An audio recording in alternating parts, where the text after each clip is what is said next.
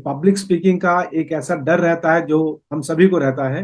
हमारे आज के जो गेस्ट हैं वो बताते हैं कि स्टार्टिंग में उनको पब्लिक स्पीकिंग से बहुत डर लगता था, बहुत हिचक होती थी। अपनी मशक्कत के दम पे, अपनी प्रैक्टिस के बल पे आज वो एक जाने माने पब्लिक स्पीकर बन चुके हैं। वो एक ट्रेनर हैं, सिक्स सिग्मा सर्टिफिकेशन के ब्लैक बेल्ट होल्डर हैं। साथ ही साथ उन्होंने आईएसओ 9001, आईएसओ 27001 और न जाने ऐसे कितने सारे और डिग्री और सर्टिफिकेशन ले रखे हैं। बहुत बहुत स्वागत है आपका सिमरप्रीत जी, बहुत बहुत स्वागत है आपका आज के टॉक शो में Simarpreet ji. Thank you Ashok ji. Thank you for a great introduction. मैं बहुत टाइम से आपसे बात करने की कोशिश कर रहा था, लेकिन आई एम वेरी फॉर्चुनेट कि मैं अभी आपको इस पर्टिकुलर शो में आपसे इंटरेक्ट कर रहा हूँ।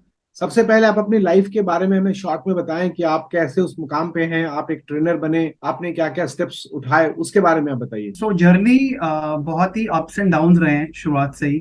मेरी पढ़ाई जो ग्रेजुएशन है और जो स्कूलिंग है वो दिल्ली से हुई है। मैंने खालसा कॉलेज से अपनी ग्रेजुएशन कंप्लीट करी है, बीकॉम पास से। मेरे को शुरू से ही इंटरेस्ट था कि मैं पब्लिक स्पीकिंग में जाऊं, और उससे पहले मेरा मन था कि मैं कुछ कंपटीशन एग्जाम की तैयारी करूं। सो कंपटीशन एग्जाम्स में काफी हाथ पैर मारे। जब मैंने देखा कि कंपटीशन एग्जाम में कुछ नहीं हो रहा, तो मैंने सोचा कि चलो जॉब स्टार्ट कर देते हैं। तो फिर मैंने इंग्लिश स्पीकिंग का कोर्स किया। इंग्लिश स्पीकिंग का मतलब कम्युनिकेशन स्किल्स का कोर्स किया। वहां से करने के बाद मेरे को जॉब मिल गई। तो मैंने अपने आप को एक कोर्स में इनरोल करा जिसका नाम था सिक्स सिग्मा सर्टिफिकेशन कोर्स। और फिर मुझे आगे ग्रोथ मिलनी शुरू हुई। पैकेज अच्छा मिल गया था, लेकिन वो फियर अभी भी था। तो फिर मैंने वो जो मेरी सबसे बड़ी वीकनेस थी उस पर मैंने काम किया। मैंने मोटिवेशनल सेशन देखने शुरू किए, और ऐसे करते करते मेरे अंदर वो कॉन्फिडेंस आ गया। और आज की डेट में, जैसे आपने कहा कि मैं ट्रेनिंग भी करता हूँ, मैं लोगों को मोटिवेट भी करता हूँ, अब कॉर्पोरेट शोज भी करता हूँ। हमें समझ में आता है कि आपने कैसे छोटे छोटे स्टेप्स लेकर के अपने ऊपर काम किया और अपने उस डर को आपने किस तरह से भगा दिया या खत्म कर दिया, और आप एक पब्लिक स्पीकर हैं। तो बहुत बहुत कॉन्ग्रेचुलेशंस। तो जैसा आपने सिक्स सिग्मा की बात की, तो उसके बारे में मैं जानना चाहूंगा कि आप किस तरह से कोई प्रॉब्लम को रिजॉल्व करते हैं, किस तरह से लोगों की मदद करते हैं, वो आप बताएंगे सिमरप्रीत जी। सर, सिक्स सिग्मा में कुछ लेवल्स होते हैं, yellow belt, black belt, green belt. But जब भी लोग ये सुनते हैं तो उनका सबसे पहले क्वेश्चन होता है कि क्या ये जूडो कराटो की बात कर रहे हैं, क्योंकि वहां पे भी लेवल्स होते हैं। तो ये कॉन्सेप्ट सर वहीं से आया है। सबसे पहले व्हाइट बेल्ट होता है, बिगनर लेवल। फिर उसके बाद येलो बेल्ट होता है, फिर ग्रीन होता है, फिर ब्लैक होता है। सर, ये एक मेथडोलॉजी होती है जिससे हम ऑर्गेनाइजेशन की बिजनेस प्रॉब्लम सॉल्व कर सकते हैं। जैसे ऑर्गेनाइजेशन को रेवेन्यू इंक्रीज करना है, अपनी सेल्स बढ़ानी है, अपनी कॉस्ट रिड्यूस करनी है, अपनी एडवर्टीजमेंट कॉस्ट कम करनी है, राइट। कुछ भी बिजनेस प्रॉब्लम्स होती हैं, तो सिक्स सिग्मा एक ऐसी मेथडोलॉजी है जो काफी स्ट्रक्चर्ड है। आई एम सेइंग स्ट्रक्चर्ड, काफी स्टेप बाय स्टेप। आप इस टेक्निक को सीखिए और इसको आप कहीं भी अप्लाई कर सकते हैं। तो बिल्कुल। इसकी हेल्प से बिजनेस प्रॉब्लम ही क्या, हम अपनी पर्सनल प्रॉब्लम भी सॉल्व कर सकते हैं। अगर कोई भी गूगल सर्च कर रहा है, ये वीडियो कोई भी अगर देख रहे हैं, वो अगर गूगल पे जाके सिक्स सिग्मा सर्टिफिकेशन डाल देंगे, तो आप देखेंगे कि इसकी जो वैल्यू है ना, वो पूरे वर्ल्ड में है। किसी को भी अगर सिक्स सिग्मा सीखना है तो मैं अपनी कॉन्टैक्ट डिटेल्स शेयर कर दूंगा, और वो मेरे से कॉन्टैक्ट कर सकते हैं, और उनको मैं फ्री में सिक्स सिग्मा के बारे में ट्रेन कर सकता हूँ, और जो उनको अपनी ग्रोथ में काफी हेल्प करेगा। मेरा जो नेक्स्ट बैच है वो बिल्कुल। 24 सितंबर को है। मैं एक अवेयरनेस सेशन कर रहा हूँ। अवेयरनेस सेशन के बाद अगर लोगों को और डिटेलिंग जाननी होगी तो मैं और भी बता दूंगा। तो ये सेशन में वो सब लोग आ सकते हैं जिसको बिल्कुल भी नॉलेज नहीं है इसके बारे में, और जिसको थोड़ी बहुत नॉलेज भी है। मुझे बहुत अच्छा लग रहा है आपसे बात करके, बहुत नई नई चीजें सीखने को मिल रही है। एक और सवाल मेरे माइंड में आ रहा है इस समय, वो आ रहा है कि आपने इतनी सारी अचीवमेंट्स अपने लाइफ में प्राप्त की, और किस तरह से आप आज यहाँ पहुंचे जहाँ पहुंचना चाहते थे, आप एक ट्रेनर बने।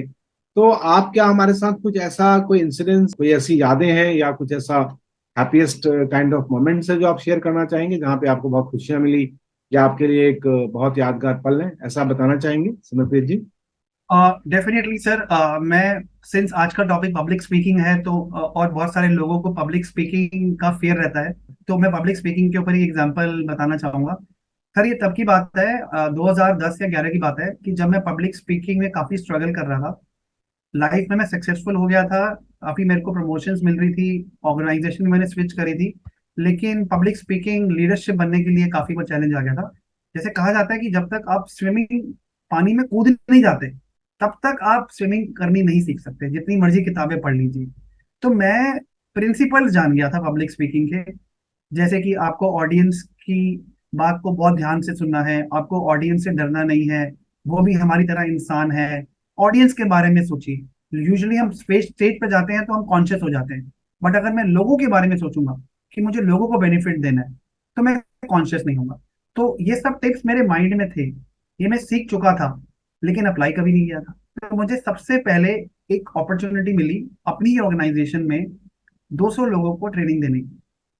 तो मैंने इन सब मोटिवेशनल सेमिनार्स में ये सीखा था कि जब भी कोई अपॉर्चुनिटी आए ना, तो मना मत करो, अपने आप को फंसा दो वहां पे, देखा जाएगा क्या होगा। ज्यादा से ज्यादा फेल ही हो जाएंगे ना, फेल हो गए तो क्या हुआ, दोबारा ट्राई करेंगे, तीसरी बार ट्राई करेंगे, चौथी बार ट्राई करेंगे। तो पहला मेरी गट फीलिंग आई कि छोड़ देते हैं, लेकिन मैंने कहा कि फिर कभी ना कभी तो अप्लाई करना ही है, तो वो टाइम कब आएगा। तो मैंने हाँ कर दिया।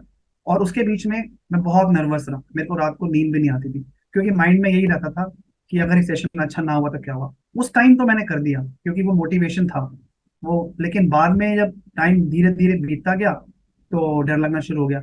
लेकिन मैंने एक तरफ प्रैक्टिस करनी नहीं छोड़ी, मैंने अपने कुछ फ्रेंड्स को बुलाया और ऐसे ही कुछ अनएक्सपेक्टेड टॉपिक्स पे बोलना शुरू कर दिया ताकि मेरा वो फ्लो बना रहे। वो मैंने सब किया, लेकिन लेकिन जब बात रही 100-150 ऑडियंस की, तो वो डर दिमाग में अभी भी था। तो जब मैंने वो सेशन दिया, स्टेज पे गया, तो मैं काफी स्केर्ड था, लेकिन मुझे वो बातें ध्यान थी, प्रिंसिपल्स पता थे कि आप जल्दी पहुंच जाइए, आप ऑडियंस के बारे में सोचिए, ऑडियंस को ध्यान से सुनिए। ये मत फोकस कीजिए कि आपका कंटेंट कैसा है, आपने कपड़े क्या पहने हैं, फोकस कीजिए कि आपको क्या डिलीवर करना है। और टॉपिक खत्म होने के बाद ऐसा लगना चाहिए कि लोगों को मजा बहुत आया। तो वो सेशन बहुत अच्छा गया, उसकी इतनी अप्रिसिएशन आई, लोगों को बहुत मजा आया। और लोगों ने अप्रिसिएशन दिया कि इसके बाद जो भी सेशन होगा उसमें सिमरप्रीत को ही बुलाइए। और उसके बाद मुझे फिर कोलकाता जाने का मौका मिला और मुझे बोला गया कि आप गुड़गांव में नहीं, कोलकाता में, बैंगलोर में, हमारे ऑफिस के लोकेशन बहुत सारी जगह थी। और फिर मैं जब जब भी वो ट्रेनिंग हुई तो मुझे बुलाया गया। तो ये मेरे लिए सबसे हैप्पीएस्ट मोमेंट है, because that was the starting point. उसके बाद मैंने पीछे मुड़ के नहीं देखा। और आज की डेट में भी वो लोग जिनको मैंने सबसे पहला सेशन दिया था, वो आज की डेट में भी लोगों को रिकमेंड करते हैं कि कभी भी सिक्स सिग्मा सीखना होगा तो सिमरप्रीत सिंह से ही सीखना।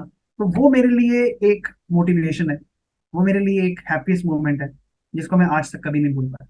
सिमरप्रीत जी, बहुत मजा आ रहा है आपके साथ टाइम स्पेंड करके, आपसे सीखने को बहुत कुछ मिल रहा है। और मुझे लगता है कि ये अच्छे ट्रेनर की ये खासियत होती है कि वो बहुत सिखाते हैं, दिल से सिखाते हैं अपने ऑडियंस को। आपके लाइफ की जो प्रैक्टिकल लर्निंग्स रही हैं, वो ऐसी कौन सी टॉप 3, 4 या 5 लर्निंग्स हैं जो आप बताना चाहेंगे, जिससे कि ऑडियंस उसको अपनी लाइफ में इम्प्लाई करे और वो भी आपकी तरह एक सक्सेसफुल पर्सन बने, एक सक्सेसफुल ट्रेनर बने या स्पीकर बने, या फिर अपनी लाइफ में उसको इम्प्लाई करके आगे बढ़े। तो आप बताइए सिमरप्रीत जी। सर, लर्निंग्स की जहां तक मैं बात कहूंगा, लर्निंग्स तभी आती है जब लाइफ में डिफिकल्टीज आती है। तो मेरी सबसे बड़ी लर्निंग ये है कि मैं काफी इम्पेशेंट हुआ करता था कि रिजल्ट्स क्यों नहीं मिल रहे हैं, रिजल्ट्स बहुत जल्दी मिलने चाहिए।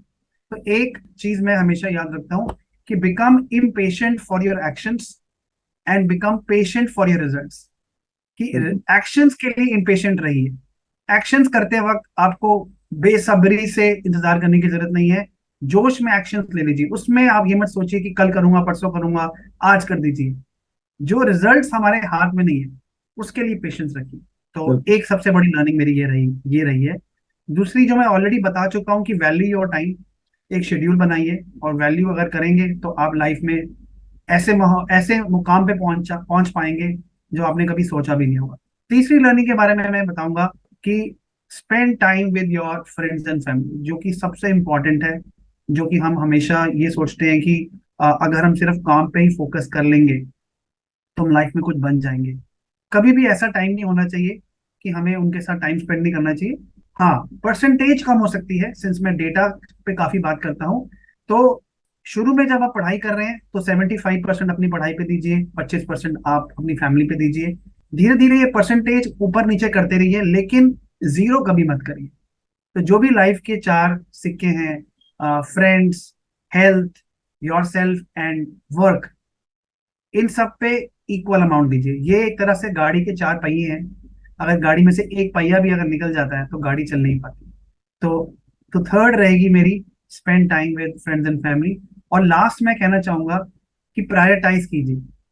जब आपके पास 10-15 चीजें हैं करने के लिए, तो उस टाइम पे क्या इंपॉर्टेंट है करना। इस टाइम पे जैसे मैं अभी आपसे बात कर रहा हूँ, तो मेरे लिए सबसे इंपॉर्टेंट ये है कि मैं आपके क्वेश्चंस को अच्छे से सुन सकूं और उनको आंसर कर सकूं। इस मीटिंग के बाद मेरी प्रायोरिटी मेरी फैमिली के साथ हो सकती है, या कल मेरी प्रायोरिटी हो सकती है कि मुझे सुबह उठ के वॉक पे जाना है, जिम जाना है। तो प्रायोरिटाइज कीजिए कि इस मोमेंट में आपके लिए क्या इंपॉर्टेंट है, और अगर हम कर लें, और ये सब तभी आएगा, शेड्यूल से आएगा। तो सर, ये जो मैंने 4 चीजें बताई ना, ये चारों इंटर रिलेटेड है। अगर आप इम्पेशेंट रहेंगे एक्शंस के लिए और रिजल्ट्स के लिए पेशेंट रहेंगे, तो आप अपने टाइम की कदर करेंगे। आप अपने टाइम की कदर करेंगे तो आप चीजों को प्रायोरिटाइज करेंगे, और प्रायोरिटाइज करेंगे तो आपके लिए अपने फ्रेंड्स एंड फैमिली के लिए टाइम हमेशा निकलेगा ही निकलेगा। तो इसलिए ये चारों लर्निंग्स इंडिपेंडेंट नहीं है, डिपेंडेंट है। तो ये कहना चाहूंगा सर मैं। I must say, like, it was really great meeting you and interacting with you, talking to you, and to have you as a guest in today's talk show. और जिस तरह से आपने अपने लर्निंग्स को शेयर किया है, मुझे लगता है कि आपने एक उन मोतियों को एक माला की तरह आपने पिरो करके एक हम सभी को प्रस्तुत किया है, और सारे आपस में कनेक्टेड हैं। एक करेंगे तो दूसरा, और दूसरे से तीसरा और चौथा, इस तरह से हमारी लाइफ के अंदर इम्प्लाई करने से हम एक बेहतरीन लाइफ को लीड कर सकते हैं। Ashok sir, it was really pleasure talking to you after such a long time. और ये अपनी लर्निंग शेयर करने के बाद भी मुझे बहुत अच्छा लगा आपसे बात करके। Would love to come to your show again and again, and speak on a different topic next time. So it was really pleasure talking to you. Thank you so much, same here. तहे दिल से शुक्रिया सिमरप्रीत जी, बहुत मजा आया, and we enjoyed a lot. Thank you so much. Thank you sir, thank you so much.